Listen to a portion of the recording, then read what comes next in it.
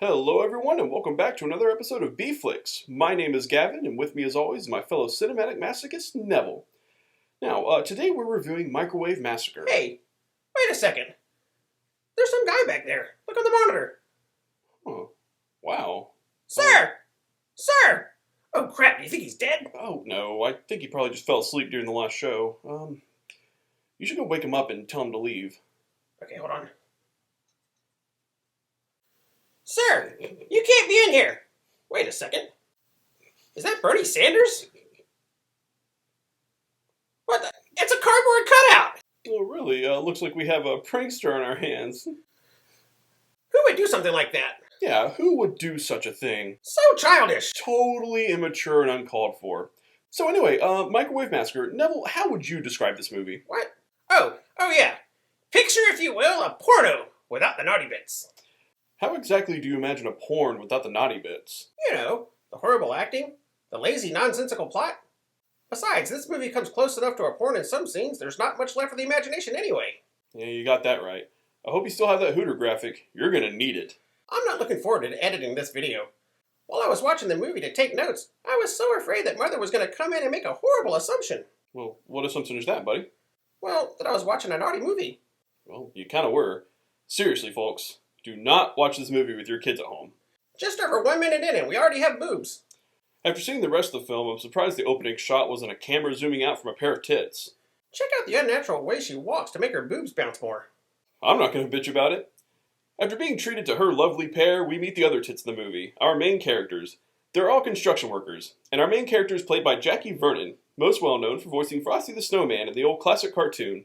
What a neat thing to happen to a nice guy like me. Wait a second. This guy voiced Frosty the Snowman? And then did this movie full of sex jokes? That's almost like seeing Mr. Rogers flip off a bunch of kids. Oh man, funny you should mention that. There's a clip you need to see. What? I guess next you'll show me that Bob Ross painted nude scenes in his spare time. No, I think that guy was as wholesome as he seemed. Although, if I'm remembering correctly, I do think he was once a drill sergeant, and you know what those guys are like. You will not laugh. You will not cry. You will learn by the numbers. Can we just move on with the review before I learn horrible things about Steve Irwin or Carl Sagan? Oh yeah, because those guys were notorious douchebags. What?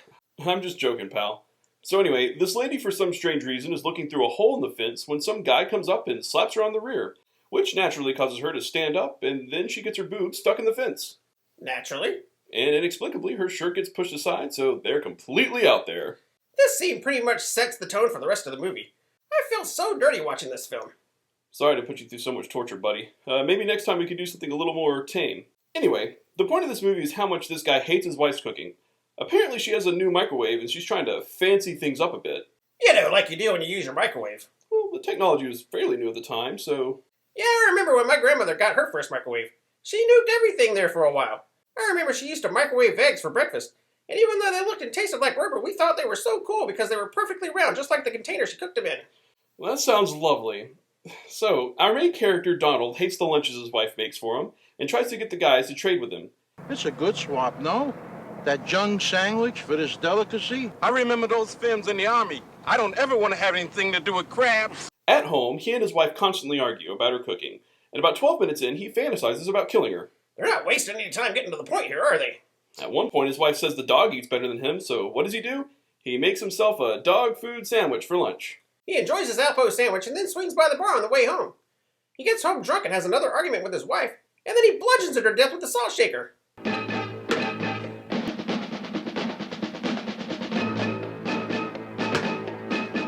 Of course, he was drunk, so he forgot all about it. Then the next morning, he finds her in the microwave. Oh. Ray's in the microwave.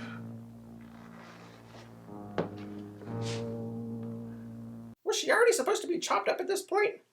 That scene was just awkward. Why didn't they just use the horrible fake head they used throughout the rest of the movie? Having found his wife in the microwave, what does he do? He nukes her. Why didn't he just chop her up or bury her in the backyard? Well, you know, cooked meat keeps longer than raw meat, so, you know. Oh, let's not get into a discussion about the best way to handle finding your dead wife in the microwave. Yeah, I guess that was in poor taste. Anyway, so he goes to work and explains to the guys that he can eat whatever he wants now because he and his wife are separating. Say, man, what's gonna happen when your giddy-up gourmet finds out about that? If you're referring to May, I don't worry about her anymore. We're getting separated. When he gets home, he chops up his wife, wraps her in foil, and then stuffs her in the freezer. Then he sits down and watches a perfectly timed documentary talking about committing the perfect crime by eating the evidence. The thief was never caught. You see, he ate all the evidence. Later, he goes out to the garage searching for something to eat and grabs a foil-covered piece of uncooked, unrefrigerated meat and starts to chow down. Little did he know a piece of May that he wrapped earlier fell out and landed in the container of meat that he took out of the freezer. I may have underestimated May's taste. If you love bad puns, this movie is full of them. I love how when he realizes it's May's hand, he seems shocked for like half a second and then just proceeds to dig in even more. The following day, he takes some May meat to work for lunch, and the guys ask to try it. They both seem to love it, and he says he'll bring some more. Yeah, but one of the guys complains the meat seems a bit old and tough, and Donald promises it'll be better next time. It'll be better next time. And how does he fulfill that promise? He starts bringing hookers home and chopping them up. He meets his first victim when he stops at the bar on the way home. You, me? Oh, I never. I mean, at least not in a long time. Man, this guy's more awkward with women than you are. Hey, I don't see hotties clamoring to spend time with you. I mean, we hang out all the time watching crappy movies. If you're such a stud, what are you wasting your time after hours here for? Whoa, buddy, it was just a joke. I just poke at you hoping you'll get the courage to go talk to some girls. I'm sorry. It's all right. Speaking of which, actually, have you had a chance to talk to that Amy girl in concessions yet? Not yet. I'm waiting for the right moment. There is no right moment, man. You gotta ask her out before someone else does. I'm gonna ask her out soon.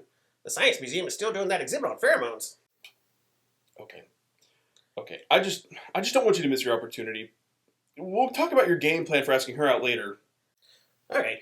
So, yeah, Donald takes the prostitute home, and after stalling for a while, he finally gets the nerve to do the deed. Wednesday is laundry day, you know. Yeah. So far, it's been making the bed day, vacuuming the rug day, taking out the garbage day, walking the dog day.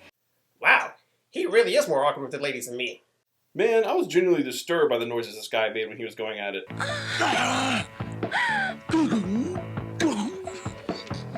Luckily, it didn't last that long. Well, he did say it had been a while. So once he's done, he smothers her with a pillow and then takes her to the kitchen to chop her up while we get another great pun. I'm so hungry. I could eat a whore.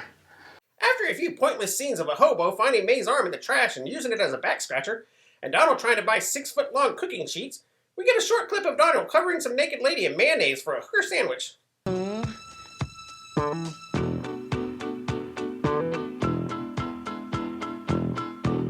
Is this supposed to be a dream sequence or something? Well, either that or the guy at the store actually had people-sized sandwich bread. Later, as he's walking down the street, he comes across a lady dressed as a chicken in front of a store.